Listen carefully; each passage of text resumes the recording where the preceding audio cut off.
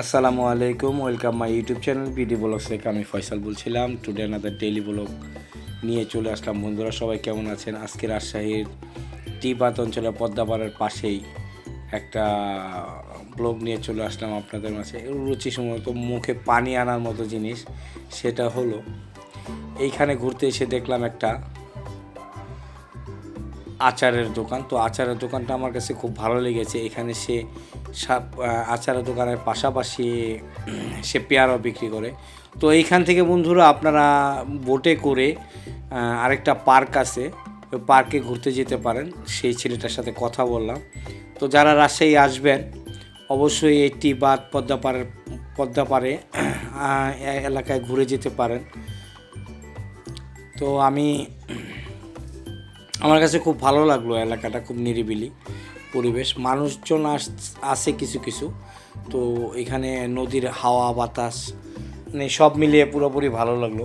তো আমি যেই আচারের দোকানটার কথা বললাম বন্ধুরা, এখানে সে কাঁচা পেয়ারা কদবেল মেখে রেডি করে রাখে। আর এই আচারগুলি তারা কেজি দরে বিক্রি করে, 100 গ্রাম, 50 গ্রাম, 200 গ্রাম, 250 গ্রাম। তো আমরাও আচারটা নিয়ে টেস্ট করলাম। তবে এখানে একটা আচার দেখলাম, রসুনের আচার, জলপাই আচার। তো আচারগুলি দেখে আমার মুখে যেন একবারে পানি চলে আসছে। তো আমড়ার আচারও আছে। তার সাথে আমার বেশি ভালো লাগলো যে কদবেল মাখা রেডি করে রেখেছে সে, অর্ধেক কদবেল মেখে ভেঙে তারপরে ওটাকে মিক্স করে রাখছে। তো আমরা বড়ির আচারটা ট্রাই করলাম, 150 গ্রাম 40 টাকা। তো খুব ভালো লাগলো আচারটা খেয়ে।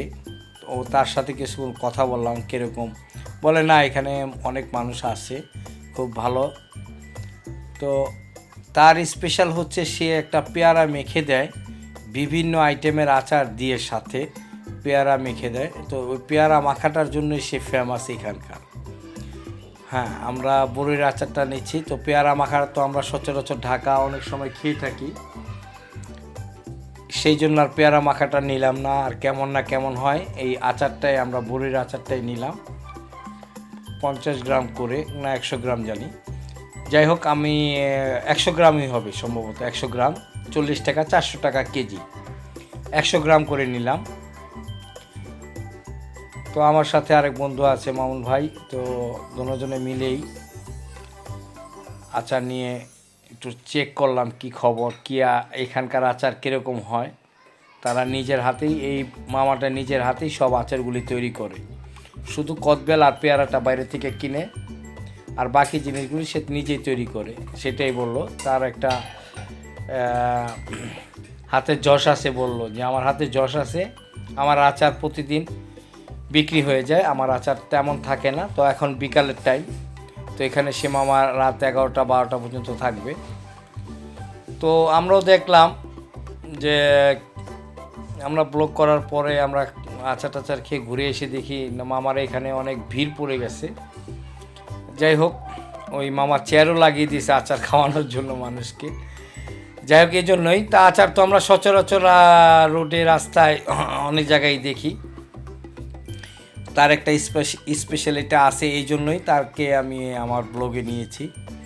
যাই হোক বন্ধুরা, আপনারা দেখে থাকলে দেখে লাইক কমেন্ট শেয়ার করে দেবেন। আর যারা এখন পর্যন্ত আমার চ্যানেলটাকে সাবস্ক্রাইব করেন নাই অবশ্যই সাবস্ক্রাইব করে দেবেন, আর মন্তব্য করে জানাবেন আজকের ব্লগটা আমার কেমন হলো। যাই হোক বন্ধুরা, যারা রাজশাহী অঞ্চলের টিবাতে আসবেন অবশ্যই মামার আচারটা ট্রাই করবেন। এই হলো আজকের আমার মেসেজ। বাইরের ফুড খাবেন, দেখে শুনে খাবেন, হাইজেনিক খাবেন। তো আজকে এ পর্যন্তই। আসসালামু আলাইকুম।